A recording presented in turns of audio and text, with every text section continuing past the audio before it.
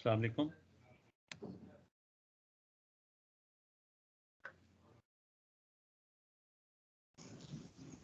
अस्सलाम वालेकुम सर।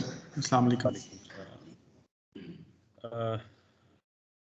ये जो आज हम ने कुछ गेट टुगेदर रखा है, इसका बुनियादी मकसद ये है कि the feedback that we receive from the employer and some of the student who have just joined as an accountant in organisation, तो उसके बाद हमें कुछ ये चीज़ फील हुई कि हम जब ट्रांजैक्शंस करवाते हैं स्टूडेंट्स को, तो हम उनको ये तो बता देते हैं कि जी शेयर कैपिटल की ट्रांजैक्शन एंड जर्नल एंट्री कैसे रिकॉर्ड करेंगे, हम फर्नीचर की एंट्री उन्हें बता देते हैं, लोन ले लिया है उसकी एंट्री कैसे होगी, लेकिन हम उनको एविडेंसेस नहीं बताते कि वो कौन से एविडेंसेस हैं या वो वैल्यूज़ जो हैं वो कहाँ से लेनी है। यानी जैसे हमारा एक टिपिकल क्वेश्चन होता है किसी भी एक अकाउंटिंग का, जिसमें हम उनसे जर्नल बनवाते हैं, उसमें कुछ ट्रांजैक्शन लिखी होती है, उससे हम एक जर्नल एंट्री बनवा देते हैं। तो जब वो ऑर्गेनाइजेशन में जाते हैं तो उन्हें सबसे ज़्यादा जो डिफ़िकल्टी होती है वो ये है कि उनको बेसिकली वो इन्वायरमेंट ही थोड़ा सा डिफरेंट होता है। सो मकसद ये था कि हम उनको एविडेंसेस भी थोड़ा सा बता दें और फिर हम उन्हें बता दें कि ये एंट्री बेसिकली कैसे रिकॉर्ड की जानी चाहिए।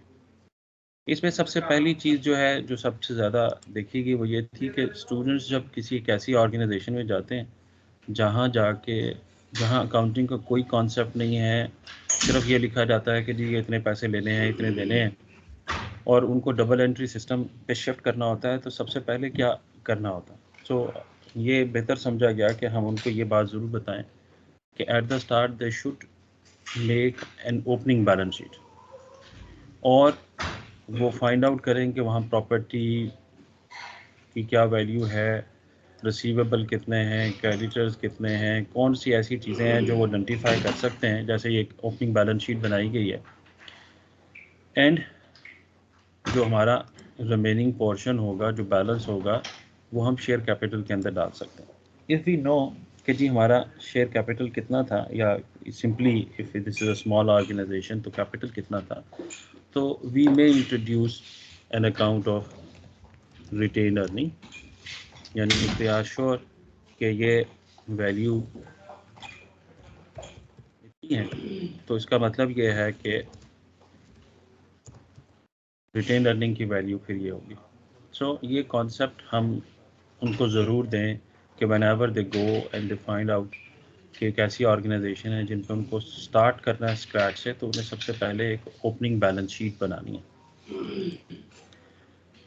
दूसरी चीज़ जो इसमें मैं एम्फेसिस आज करना चाह रहा हूँ, according to the instruction of HOD, जिन्होंने ये सारी चीज़ें कैलकुलेट की और उन्होंने बताया कि ये हमें ये लैक कर रहे हैं हम, जैसे मैं सैलरी से स्टार्ट करता हूँ जी। ये एक सैलरी शीट बनाई हुई है हमने, और इस सैलरी शीट को अगर हम देखें तो इसके अंदर एम्प्लॉयज़ के नाम हैं, उनके डेजिग्नेशन हैं, उनकी बेसिक सैलरी है, और इसी तरीके से हमने उनकी वैल्यू जो है वो आइडेंटिफाई कर ली है कितनी है। एनुअल सैलरी हम कैलकुलेट कर सकते हैं, उनको बता सकते हैं कि मल्टीप्लाई बाय 12 करते हैं तो हमारे पास ये अमाउंट आ जाती है टोटल सैलरी की। And if we just give them a chance कि जी ये टैक्स के स्लैब्स हमारे आजकल चल रहे हैं, और इस स्लैब्स की मदद से हम उनका टैक्स कैलकुलेट कर सकते हैं, और ये कि टैक्स कैलकुलेट करके दिया गया है कि जी ये टैक्स है, और ये फिर उसको 12 पे डिवाइड करके मंथली टैक्स भी हमारे पास एक अमाउंट जो है वो अवेलेबल है। So after that we may able कि हमारे पास जो सैलरी हमने पे करनी है वो कितनी है। मैं एक दफ़ा दोबारा से इसी, आप मेरे से ज़्यादा बेहतर जानते हैं कि इसको कैसे कैलकुलेट करना है, मैंने सिर्फ एक ओवरव्यू दिया है इसी वजह से कि हमारे पास एनुअल सैलरी क्या थी, हमारा टैक्स एनुअल कितना कैलकुलेट हो रहा है, और पर मंथ हमें कितना जो है वो डिडक्ट करना है उस सैलरी में से। यानी हम सैलरी एक्सपेंस डेबिट और सैलरी पेएबल क्रेडिट तो उनको बता देते हैं, लेकिन हमें ये एंट्री कुछ इस तरीके से भी बतानी चाहिए कि से at the end of November अगर हम ये ट्रांजैक्शन कर रहे हैं तो हमारी जो टोटल अमाउंट है सैलरी की, जो एक्सपेंस हमारा बनता है वो 340,000 है, एक्सपेंस हम डेबिट कर रहे हैं, और इसी तरीके से जो हमारे पास सैलरी पेबल है, जो हम ट्रांसफ़र करेंगे उनके अकाउंट्स में, वो ये अमाउंट है, उसे हमने क्रेडिट कर दिया। And we are also making a liability the income tax payable जो हमने ट्रेजरी में जमा करवाना है।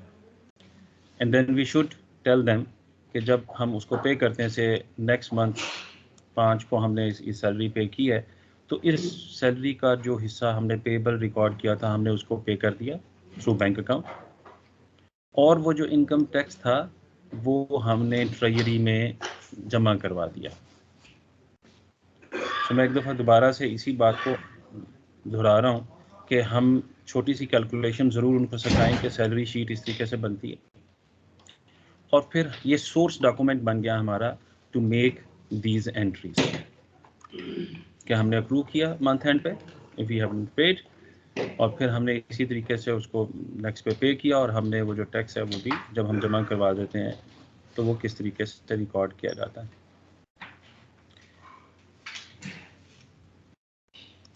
इसी तरह मैं अगर आपको, जब हम इलेक्ट्रिसिटी एक्सपेंस की बात करते हैं, इलेक्ट्रिसिटी बिल को पे करना है, तो बिल हमारे पास मौजूद है, और जो हमारा बिल किसी, कह सकते हैं कि एक बिज़नेस का बिल है, अगर मैं इसको थोड़ा सा आपको बड़ा करके दिखा रहा हूँ कि we have an amount of, the bill amount is 15,631, और इसके अंदर जो एडजस्टेबल चीज़ें हैं हमारी, वो ये हमारे पास इनकम टैक्स है, और हमारे पास ये जनरल सेल्स टैक्स है।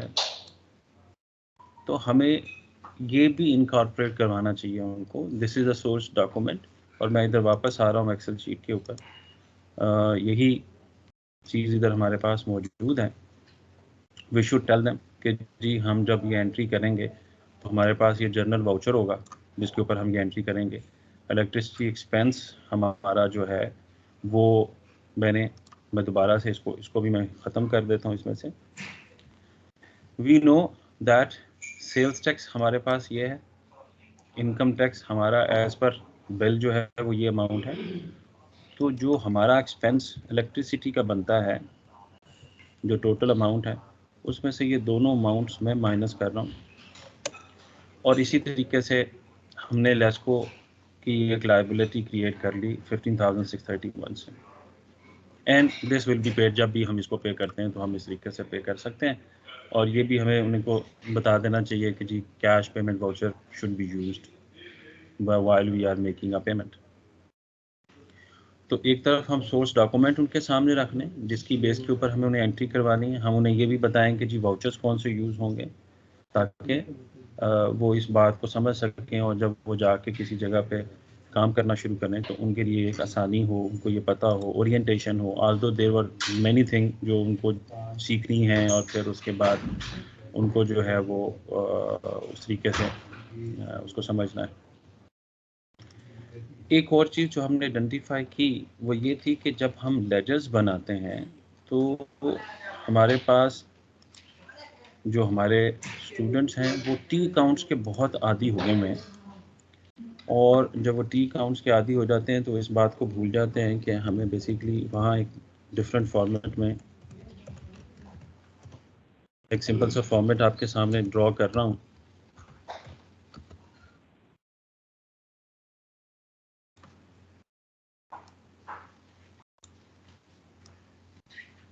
रनिंग बैलेंस लेजर से अकाउंट टाइटल है हमारे पास कैश इन हैंड। सो हमें ये फॉर्मेट पे ही स्टूडेंट्स को थोड़ा सा प्रैक्टिस करवानी चाहिए, क्योंकि वो टी काउंट्स के आदी होते चले जा रहे हैं, और वो अपना टाइम तो खैर उसे ज़रूर बचा लेते हैं, लेकिन वो जो जब वो वहाँ जाते हैं तो उनको ये बहुत, यानी मुझे 2-3 लोगों ने एक ईमेल्स भी की आफ्टर दे गेट एम्प्लॉयड, और फिर उन्होंने मेरे से इसके बारे में कुछ क्वेश्चंस पूछे। ये कुछ चीज़ें थी जो मैंने आपके सामने रखी हैं। ये लाजमी तौर पे आप मेरे से ज़्यादा बेहतर जानते हैं, समझते हैं इन चीज़ों को, और आपकी प्रैक्टिसेस भी है। मैं ज़रूर चाहूँगा कि आपकी तरफ से कुछ सजेशन इस सिलसिले में आए। आपका वे ऑफ टीचिंग अगर इसी तरह का लाजमी बात ऐसे ही होगा, तो उसमें आप मुझे कुछ सजेस्ट करना चाहें तो ज़रूर।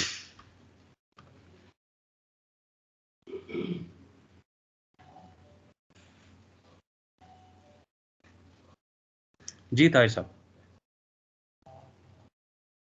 अस्सलाम वालेकुम सर। वालेकुम सलाम। सर, टैक्स के बारे में आपने जो बताया है, मेरा ख्याल है जी ये जी। टैक्स के हवाले से यहाँ पे जो कैलकुलेशन, अब मुझे जो जहाँ तक मैं जानता हूँ, पाकिस्तान में मेरे ख्याल से ये 10% स्ट्रेट फॉरवर्ड नहीं कट जाता कंपनी से, और क्योंकि ये इनकम टैक्स में तो वो 70 और चीज़ें शामिल होती हैं, और ये कंपनीज तो नहीं ना कैलकुलेट करती इनकम टैक्स इस तरीके से स्लैब्स के जरिए। कौन से वाला सर, जो बिल के मतलब बारे ये में जो आप कह रहे हैं? टैक्स, नहीं इससे पहले वाला, वो जो सैलरी में से। सैलरी, जी जी बिल्कुल। मैंने ये देखे सर, मैं आपके सामने ओपन कर रहा हूँ, ये मैंने टैक्सेबल जो टैक्स का जो हमारा रेट है, उनका जो शेड्यूल है वो मैंने आपके सामने रखा है। सो मुख्तलिफ स्लैब पे मुख्तलिफ है, तो जी जी अकॉर्डिंगली हम उसमें से आइडेंटिफाई कर सकते हैं कि किस स्लैब में, जैसे ये यहाँ 480 टोटल अमाउंट बन रही है, तो इनका टैक्स नहीं है। ये 1.8 मिलियन है, तो 1.8 मिलियन का स्लैब जो है हमारे पास ये मौजूद है, 30,000 plus 10% of the exceeding amount of 1.2 million. जी। तो सर, मेरा पॉइंट ये था कि जी जी जो कंपनीज हैं, क्या वो भी ये टेबल फॉलो करती हैं? क्योंकि जहाँ तक मैंने सुना हुआ है, वो स्ट्रेट फॉरवर्ड 10% टैक्स काट लेती हैं आपके सैलरी में से, और ये नहीं जो नहीं सर, ये बिल्कुल फॉलो प्रोसेसिंग होता है ये सर, जो है। ये बिल्कुल अच्छा। फॉलो होता है। जो परमानेंट एम्प्लॉई है, जो परमानेंट एम्प्लॉई है उसके लिए बिल्कुल ऐसे ही फॉलो किया जाता है। हाँ, जो कॉन्ट्रैक्ट बेसिस पे हायर किए जाते हैं उनकी स्लैब्स डिफरेंट होती हैं, वो सॉरी उनके रेट्स डिफरेंट होते हैं।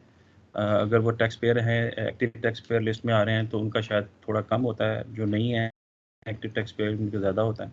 ये डिफरेंस ज़रूर मौजूद है। मैंने ये परमानेंट एम्प्लॉयज़ के हवाले से ये एग्जांपल आपके साथ शेयर की है। जी ठीक है, थैंक यू। सर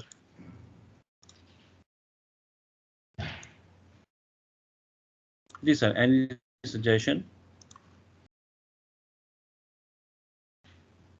यानी आज की इस का मकसद सिर्फ ये था, मैं एक दफ़ा दोबारा से दोहरा देता हूँ, कि जब हम उनको मुख्तलिफ एंट्रीज़ करवाएं तो हम उनको बताएं कि हम ये जब ट्रांजैक्शन रिकॉर्ड कर रहे हैं तो हमारे पास प्रूफ ऑफ अ ट्रांजैक्शन या सोर्स डॉक्यूमेंट वो कौन सा होता है जो कि हम उस वाउचर के साथ लगाते हैं। हम उन्हें वाउचर्स को इंट्रोड्यूस करवाएं।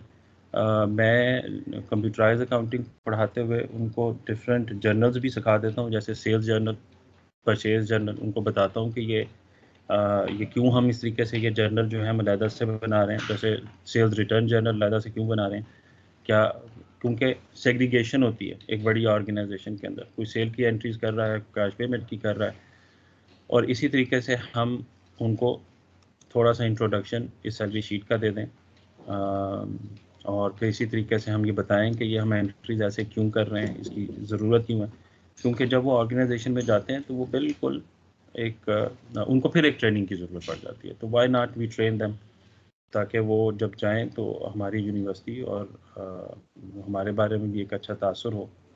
और एक मैंने आपसे गुजारिश की है कि हम उनको जब लेजर बनवाएं तो हमें running balance laser is a good format, although वो सब ठीक है, लेकिन it is a good format जिसमें हम ये देख सकते हैं कि एट गिवन टाइम हम उसका बैलेंस जो है वो देख सकते हैं। जी कोलीग्स, एनी सजेशन, कोई ऐसी बात जो आप ऐड कर सकें? मैं भी लाजमी तौर पे सीखना चाहूँगा, कोई ऐसी चीज़ हो जो हेल्पफुल हो हमारे स्टूडेंट्स के लिए।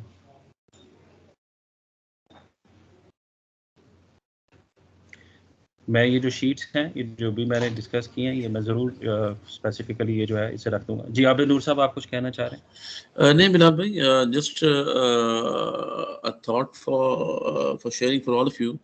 जी जी जब हम ये तमाम अकाउंट्स को डील कर रहे हैं, इन तमाम अकाउंट्स को हमने प्रैक्टिस करना है, तो मैं जो सजेशन लेकर चलता हूँ और जो जो मेथोडोलॉजी है, उसमें before going to any sort of analysis of the transaction, I used to go with the chart of accounts first. तो जी स्टूडेंट ठीक है। को जब तक आप चार्ट ऑफ अकाउंट्स की अंडरस्टैंडिंग बिल्ड नहीं करेंगे, मतलब हम सभी कर रहे होंगे, I am sure of it, जी जी जी तो स्टूडेंट के लिए मुश्किल होगा किसी भी एक अकाउंट को स्पेसिफाई करना, क्योंकि हम किसी अकाउंट का टाइटल कुछ बता रहे हैं और वो जाके उसको एज इट इज प्रैक्टिस करने लगता है। जब वो प्रैक्टिकल लाइफ मेंटर हो रहा है, जब वो जॉब पे जा रहा है, तो वहां पे he didn't know about the chart of accounts. तो पहली चीज तो ये देखनी है कि ठीक है। ऑर्गेनाइजेशन के पास जो चार्ट ऑफ अकाउंट्स पड़े हैं, उनमें उस अकाउंट का टाइटल क्या है, उस अकाउंट का कोड क्या है। जब तक हम उनको वो कोड्स गाइड नहीं करेंगे, जब तक हम उनको वो चार्ट ऑफ अकाउंट्स के पर्टिकुलर अकाउंट टाइटल गाइड नहीं करेंगे, कि हम अपनी मर्जी से कोई चार्ट ऑफ अकाउंट को ना बना सकते हैं ना डिजाइन कर सकते हैं। So had to follow all those ledgers, all those codes. अगर आप कंप्यूटराइज्ड अकाउंटिंग की तरफ जा रहे हैं तो आपको इनफैक्ट कोड्स को समझना है, और अगर आप मैनुअल वर्किंग की तरफ जा रहे हैं तो आपको चार्ट ऑफ अकाउंट्स को भी कंसिडर करना है कि वहां पे कौन कौन से अकाउंट लेजर यूज हो रहे हैं। तो that is only suggestion and all you can factor in after of it. जी बिल्कुल, अब नूर साहब आप बिल्कुल ठीक कह रहे हैं, क्योंकि मैंने तो मेरा मकसद आज ये था कि मैं इन चीज़ों के ऊपर, हसीब साहब मैं आपकी तरफ आ रहा हूँ, ये मैं सिर्फ ये बताना चाहूँ यानी कि हम सोर्स डॉक्यूमेंट के थ्रू एंट्री करवाएं, लेकिन लाजिमी बात है इससे पहले जो है चार्ट ऑफ अकाउंट पे बहुत बात होती है। मैं अपनी क्लास में जो करता हूँ प्रैक्टिस वो ये है कि मैं उनको ये बात ज़रूर बताता हूँ कि सीक्वेंस क्या होगा। हमारे पास जो है शुरू के अंदर जो है एसेट्स अकाउंट्स होंगे, फिर लायबिलिटीज़ के होंगे एंड सो ऑन। सीक्वेंस को ज़रूर बताना चाहिए और फिर उनको अंडरस्टैंड करवाना चाहिए कि ये सीक्वेंस क्यों है इस तरीके से। अब सब आपकी बात बिल्कुल ठीक है, बिल्कुल ठीक।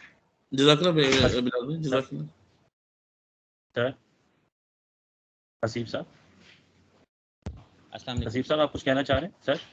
जी अस्सलाम वालेकुम सर। सर मैं सिर्फ अपनी करेक्शन के लिए एक चीज़ जो है ना वो आपके साथ डिस्कस करना चाहता हूँ। Because right now I am teaching economics courses, but I am actually from the accounting and finance department, क्योंकि रिक्रूटमेंट लेट हुई थी तो मेरे पास अभी इकोनॉमिक्स के कोर्सेज हैं। तो sir I am really interested to know जिस तरह हम टी अकाउंट्स बनाते हैं, अगर हम टी अकाउंट्स में एक फॉर्मलाइज जिस तरह लेजर का फॉर्मेट होता है जिसमें हम लेजर में जर्नल फोलियो और जर्नल में लेजर फोलियो कर दें और उसके स्पेसिफिक नंबर्स स्टूडेंट्स को बता दें कि लेजर फॉर इंस्टेंस हम लेजर फोलियो जो है ledger 1 sales ledger, ledger number 1 cash ledger, ledger number 2। तो इस तरीके से अगर हम मैनुअल अकाउंटिंग में जाते हैं तो ज़्यादा इजी नहीं हो जाएगा कि अगर हम जर्नल में हैं तो उसके सामने एक कॉलम बना हुआ है जिसमें लेजर फोलियो नंबर लिखा हुआ है कि ये वाली एंट्री रेफर कर रही है इस लेजर को, तो वो ज़्यादा कन्वीनियंट नहीं हो जाता अगर हम टी अकाउंट्स के बजाय प्रॉपर फॉर्मेट फॉलो करें? जी मैंने तो सर शेयर किया कि हम इस फॉर्मेट को शेयर करें, यही फॉर्मेट चलना चाहिए। और जैसे अभी कोडिंग की भी बात हुई, यानी कोडिंग तो आज का टॉपिक नहीं था, वरना मैं बहुत एक्सटेंसिवली उनको इस कोडिंग की तरफ भी लेके जाता हूँ, बल्कि फाइनेंशियल अकाउंटिंग में भी उनको 3 डिजिट कोडिंग सिर्फ सिखा देता हूँ ताकि फॉर द बिगनिंग, और उनको ये बता देता हूँ कि भी इससे आगे भी हमारी कोडिंग चलती है, क्योंकि कम्प्लेक्स जब हम बनाएंगे तो वो 5 या उससे ज़्यादा, बल्कि मेरी आदत यह है कि मैं उनको ये बात बताता हूँ कि देखें आपका ये रजिस्ट्रेशन नंबर है फॉर एग्जांपल,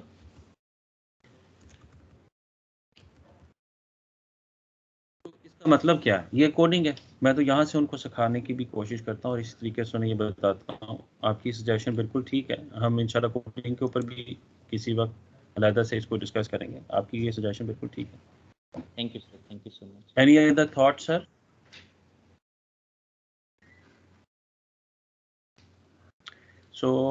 मैं इसको इधर कंक्लूड करता हूँ।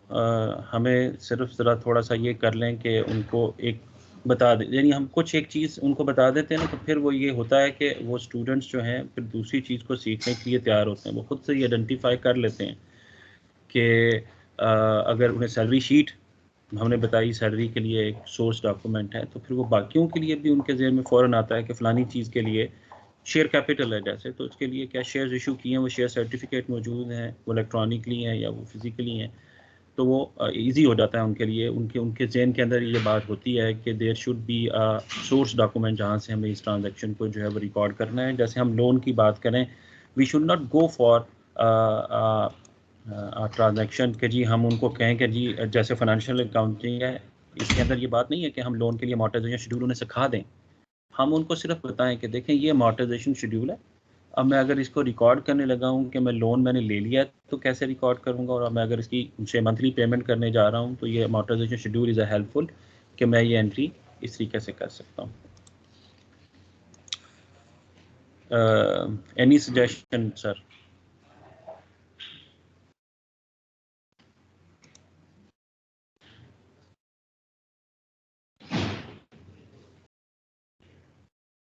आबिर रशीद साहब, आपने बिल्कुल एक अच्छी चीज़ शेयर की है कि फाइनेंशियल अकाउंटिंग का जो बेसिक नॉलेज है वो फाइनेंस के बहुत सारे कोर्सेज में भी आता है। Thank you very much Abid साहब। ठीक है जी, हम इसको एंड करते हैं। Thank you very much. और सजेशन मैं भी ज़रूर सीखना चाहूँगा, एक वे ऑफ लर्निंग जो थोड़ा सा इम्प्रूव कर सके। आपका बहुत बहुत शुक्रिया जी। अल्लाह हाफिज़। मैं मीटिंग को एंड करता हूँ जी इधर।